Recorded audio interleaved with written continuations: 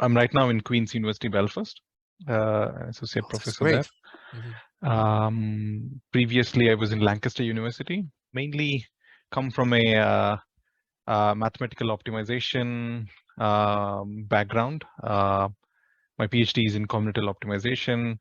And then I started working in a variety of things like electric vehicles, analytics for electric vehicles, in many different things. And as a larger research area, I work in energy analytics, like power systems planning, optimization for power systems, also algorithmic work for developing algorithms for electric vehicle charging, scheduling, and stuff like that. The project was mainly to understand how people charge their electric vehicles, not north of England, not just northwest, but north of England. And the idea is that they have different characteristics, or people who use electric vehicles, or who have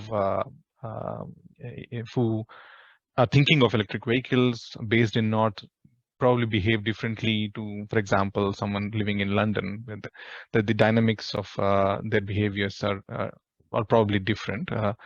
But that is one, and more importantly, we wanted to understand how can we develop quantitative models to capture behavioral patterns. So all in all, we were interested in taking data from trials which have been done by our project partners. Why do we need to understand charging behaviors?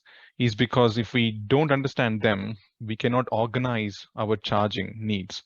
Because if we don't organize our charging needs, it's very well understood now that if everybody just plugs in whenever they want, it will lead to widespread blackouts because our electricity networks are not prepared for that kind of thing. So the solution was and is and always will be that there should be some sort of demand side response. That means people have to charge, have to be controlled, or controlled. When I say controlled, coordinated. Let's say coordinated instead of controlled. Let's say coordinated.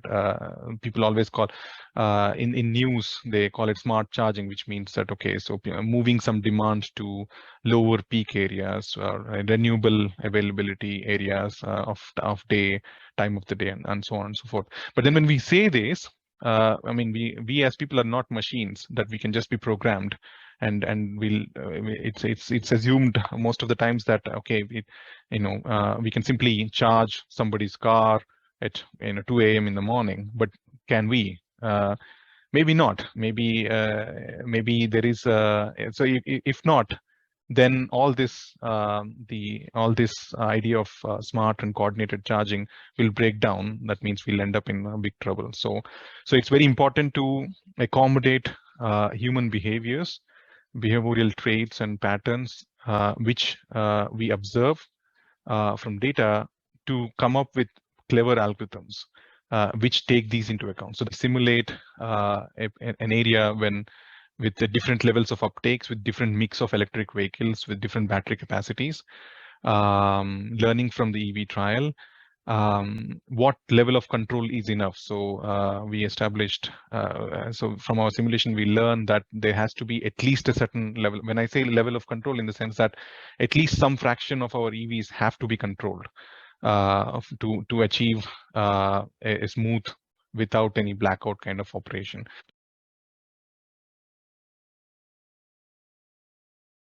This project, or during this project also, we were trying to understand how the prices. So the smart charging or coordinated charging relies to some extent on, okay, we can increase the price during the peak period and people will automatically change their behaviors. But then to check this, to verify this, and how people react to prices, and how do they perceive their utility from charging, for this we need data on responses to different prices. You normally will not I mean, after an exhaustive search for last 1.5 years, I could not find a single data set where there is price data also.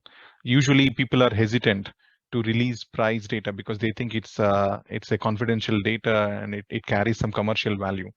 The only data sets we have are still only about when people plugged in and when people plugged out, and that's all. I mean, to some extent, that is really rudimentary. There's not a heavy amount of thing you can learn. So if we really want to learn, people's behavioral attitudes towards control coordinated charging via price control, we need to have that more richer data. Otherwise, we cannot. Understanding Durham's public station charging. So there were some charging stations which are completely underutilized. There are some overutilized. So this is, I mean, again, for someone who is new to this is unexpected, or this is, but someone who's working in this, this is happening. We know that. I mean, this is not. This is there everywhere. For example, in every country, we see that charging stations are not being utilized as they are expected to be. But what we found, surprisingly, that we could uncover some patterns behind why they are being used the way they are. So until now, it was more of so. For example, all the empirical studies from public charging data predominantly focus on, okay, people charge at what time of the day and at which place, and so on and so forth, and which kind of people charge at what time, and so on and so forth. And these are more of a kind of descriptive type of analysis. So there is less, I mean, there is very, I wouldn't say no work, but there is very minimum work, in my opinion, which explores the factors which drive these patterns. What is that we found in this analysis is that there are, people using. So first finding, which was not completely a surprise, but kind of something which is pleasant to know, in the sense that people do depend on public charging, especially in that city, in Durham. So there were papers which I saw in based on the data from US, where they say that people are reluctant to use public charging, and they are only charging at home or at workplace. So this is not true. So there are at least in UK, there is a lot of dependence of people on the public charging, because a lot of people do not have a parking place, or a garage or a driveway where they could have their own home charging. So they do depend. So one of the important finding, and we are able to understand who are these people.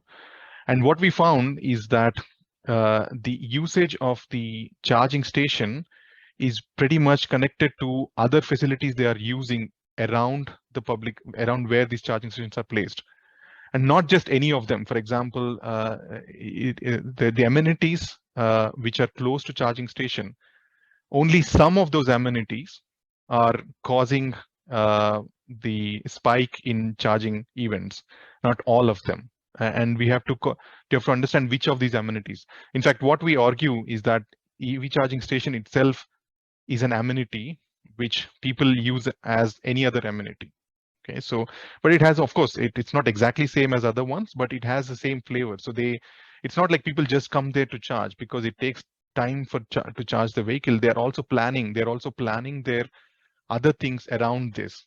So we have to take a larger perspective of urban planning when we organize the public charging. So who is going to take ownership and management of public charging station, and how are they going to do it, should take into account that this relates to a larger urban planning scenario. So this is what we found.